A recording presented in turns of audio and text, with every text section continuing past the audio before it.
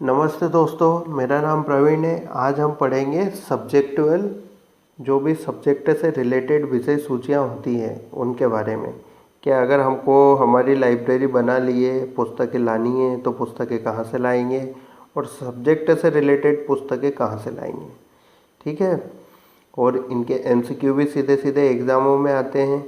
UGC में भी पूछा है, डीएसएसबी में भी पूछा है और राजस्थान की एग्ज़ाम में भी पूछा है, तो थोड़ा इसको ध्यान से देख लेंगे। और ये मेरा टेलीग्राम चैनल है, इसको ज्वाइन कीजिएगा। इसमें आपको वीडियो के नोटिफिकेशन और न्यूज़ आउटलेट्स, नॉवेल्स, एमसीक्यू आपको सभी चीज़ मिल जाएगी। ये मेरा ईमेल एड्रेस है, आप ज्वाइन कीजिएगा। अगर आपको किसी भी प्रकार का डाउट होता है तो आप पूछ सकते हैं। इसके अलावा अगर आप चैनल पर पहली बार आए हैं तो चैनल को सब्सक्राइब कीजिएगा, प्लेलिस्ट चेक कीजिएगा, उसमें आपसे संबंधित या बहुत सारे महत्वपूर्ण वीडियोस पड़े हुए हैं, आप देख लेना आपके हिसाब से। और प्लीज़ कॉपी पेन निकाल लीजिएगा, नोट्स बना लीजिएगा वीडियो को पॉज कर करके, ठीक है। क्योंकि हमें एक ही बार पढ़ना है और एक ही बार अच्छे से तैयारी करनी है। फिर इसमें आती है हमारी विषय ग्रंथ सूची या सब्जेक्ट बिब्लियोग्राफी। अब इसके बारे में सबसे पहले रंगनाथन साहब ने क्या बोला है साहब, तो रंगनाथन साहब के अनुसार इसको देख लेना और कर लेना, क्योंकि ये ऐसा के ऐसे ही आता है कि कौन से सर ने क्या बोला है। ओके, तो रंगनाथन के अनुसार विषय ग्रंथ सूची वह ग्रंथ सूची होती है जो केवल विशिष्ट विषय क्षेत्र तक ही सीमित रहती है, जिसमें संपूर्ण विषय जगत का समावेश नहीं होता है। संपूर्ण विषय जगत मतलब दुनिया भर के विषय नहीं आते हैं। अगर भौतिक से रिलेटेड है तो भौतिकी के बारे में आएगा, मतलब फिजिक्स से रिलेटेड है तो फिजिक्स के बारे में ही आएगा, साइंस से रिलेटेड है तो साइंस के बारे में ही आएगा। तो ऐसी जो सूचियाँ होती हैं उनको बोलते हैं विषय ग्रंथ सूची, ठीक है। अब विषय के रूप में कौन हो सकता है, एक व्यक्ति हो सकता है, जैसे महात्मा गांधी की, तो उनके ऊपर जितनी भी किताबें लिखी उनकी ग्रंथ सूची बन सकती है। भौगोलिक सत्ता, मतलब जैसे कि अब आप समझ लो इंडिया है, भौगोलिक सत्ता ही है, तो इंडिया के ऊपर जितनी भी बुक्स है उनकी एक ग्रंथ सूची बन सकती है। या फिर साहित्य, साहित्य कैसा भी हो सकता है, ठीक है। तो ये जो साहित्य के ऊपर ग्रंथ सूची बनेगी ये भी विषय परक ग्रंथ सूची होगी। अब विषय ग्रंथ सूची एक महत्वपूर्ण पूर्वव्यापी चयन सामग्री है, तो इस चीज़ को ध्यान रखना, ये एमसीक्यू बनेगा, ठीक है।